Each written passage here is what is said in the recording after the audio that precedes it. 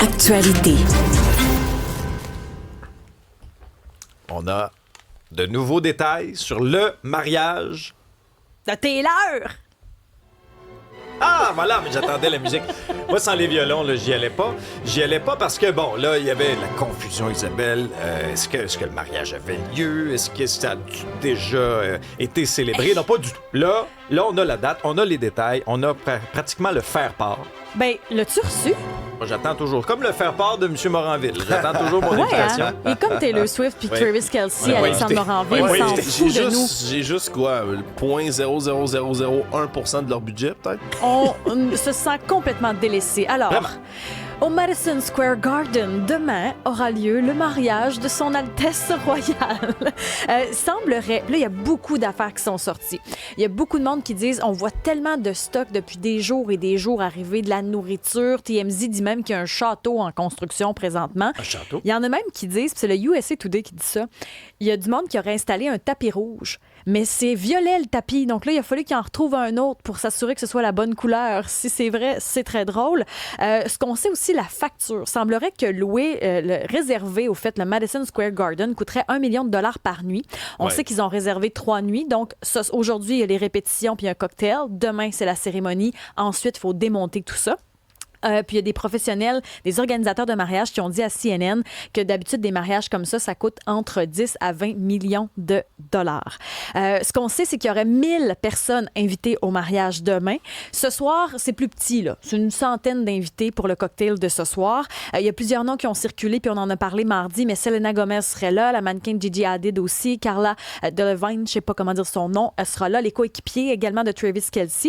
Il semblerait que les convives ont signé des ententes de confidentialité, que les téléphones portables vont être saisis à leur arrivée, donc on n'aura pas le droit de diffuser des photos. C'est ce qui est mentionné par plusieurs médias américains. Et on semble confirmer aussi la présence de Stevie Nicks de Fleetwood Mac, qui est bien ami avec Taylor Swift, qui chanterait lors de la cérémonie. Tim McGraw aussi. Et c'est pas impossible qu'Ed Sheeran et Paul McCartney, ça, on en parlait déjà il y a 2 jours, ça semble vouloir se confirmer. Toujours, bon, ces livraisons qui ne cessent de cet événement privé. On sait que la sécurité a été renforcée, qu'il y a plusieurs rues avoisinantes déjà qui sont fermées. Ça va être le bordel dans le secteur pour circuler. La sécurité policière aussi. Il y a des gens qui ont travaillé sur tous les gros événements dans la sécurité là, qui font partie de l'équipe autour de l'organisation de Taylor Swift et Travis Kelce. Il y en a plein qui ont communiqué à la presse justement les fins détails. Ce que je vous dis, là, ce soir c'est le cocktail, demain. Il y en a sous forme de l'anonymat qui ont transféré les communiqués, mais c'est des gens qui ont beaucoup, beaucoup d'expérience qui vont assurer cette sécurité. C'est vraiment digne d'un mariage royal. Là. On est vraiment dans ce genre d'événement-là, là, rien de moins. Moi, être un New-Yorkais, là, je m'excuse, mais je serais en maudit. Ben oui. Je comprends là, qu'ils vont faire leur mariage entre eux, mais c'est pas comme si c'était un événement sportif, culturel d'envergure dans lequel tu avais des retombées économiques. Non, c'est un événement 100% privé par des gens gonziliardaires qui barrent toutes les rues et la circulation autour parce qu'eux, ils veulent se marier. Je veux dire, un exemple et un autre. C'est pas Bezos quand il s'est marié, là? Ben exact.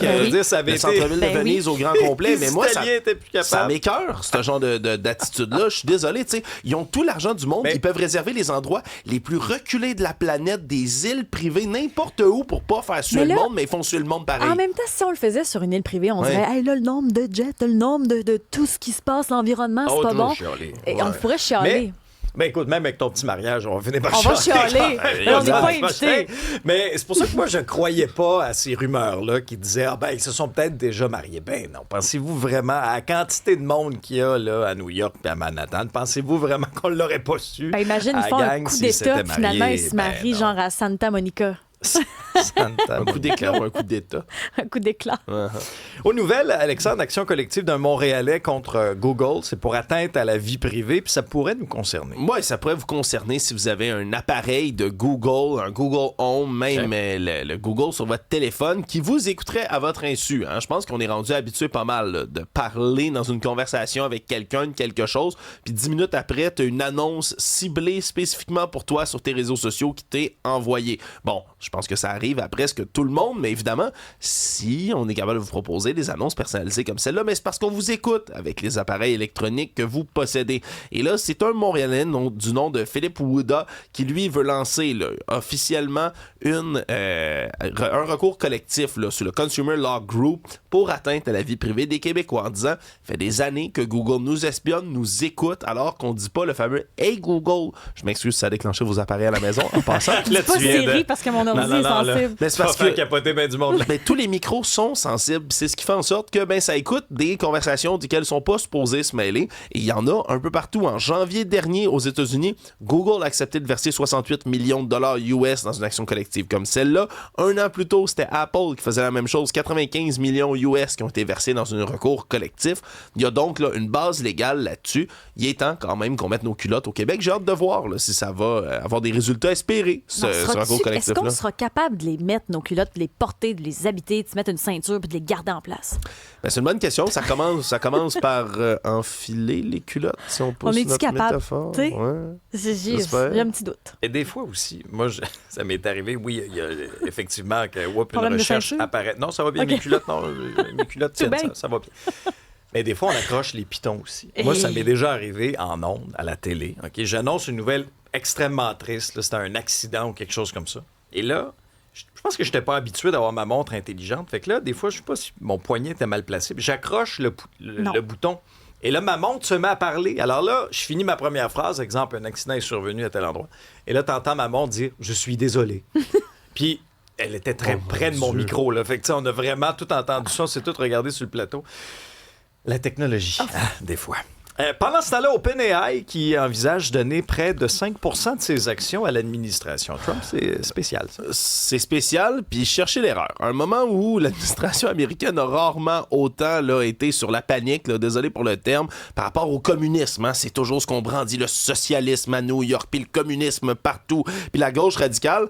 Voilà que le gouvernement américain pourrait acquérir, encore une fois, un 5% là, d'actions du côté de OpenAI qui est derrière ChatGPT. Semble-t-il, selon CNN, qu'il y a beaucoup de discussions là, qui se passent en coulisses entre justement l'administration Trump et le directeur général de OpenAI, Sam Altman, dans laquelle, ben oui, on pourrait donner un 5%. Comme ça, ben, ça permettrait à OpenAI d'avoir moins de réglementation par rapport au gouvernement américain qui, comme ben des gouvernements un peu partout sur la planète, s'est inquiété des nouvelles capacités, par exemple, du dernier modèle, là, GPT 5.6, là, qui est réservé, ça a l'air, pour des membres du gouvernement américain et rien d'autre. Où on peut s'en aller après ça? Est-ce que le gouvernement américain va pouvoir dicter ce que OpenAI fait? Est-ce que les utilisateurs de ChatGPT vont d'avoir des comptes à la Maison-Blanche? Ça a tellement de ramifications, cette annonce-là, puis je veux dire, juste 5%, c'est 42 milliards de dollars.